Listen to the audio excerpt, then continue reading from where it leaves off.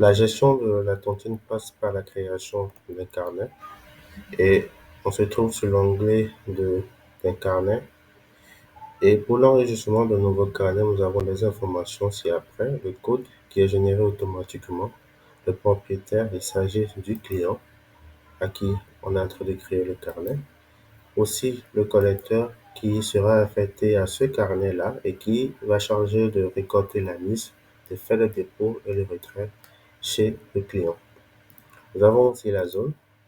Les différentes zones sont paramétrables. Si une zone n'est pas répertoriée dans la liste, avec ce bouton plus ici, vous aurez la possibilité d'en ajouter d'autres. Aussi, nous avons le type de carnet, passant par le carnet ordinaire et crédit. Les frais de carnet, ils sont paramétrables depuis la part dédiée aux paramètres des frais de carnet. Ajoutons un nouveau carnet. Choisissons le propriétaire. On prend le propriétaire. On affecte un collecteur qui sera chargé de lui. On choisit également la zone. Le type de carnet, on ira avec un carnet ordinaire. Et les frais, on prendra 2000 comme frais. Et on enregistre la création du carnet. Et bien entendu, le carnet a été créé. Et on va pouvoir soit modifier le carnet ou soit supprimer ce carnet. Modifions le carnet créé tout de suite. Nous allons juste changer la zone de ce carnet. Nous allons lui affecter une nouvelle zone et on enregistre. Et bien entendu, la zone a été changée. Alors, passons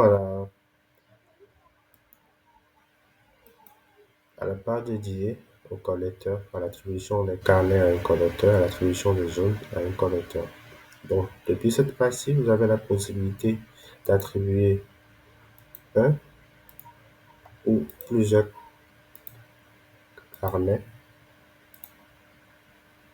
à un collecteur donné. Vous choisissez les différents carnets ainsi que le collecteur et vous enregistrez afin d'attribuer tous ces carnets à ce collecteur sélectionné.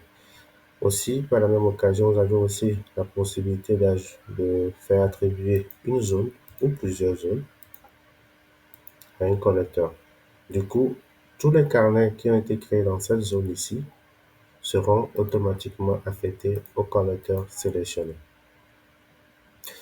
Par la même occasion, vous pouvez aussi consulter l'historique des différentes attributions des carnets au collecteur pour avoir une vue d'ensemble de ce qui se passe sur le temps, quel collecteur a travaillé de cette date-ci à cette date-là et quel autre collecteur a pris le relais après si un collecteur vient à manquer dans le système.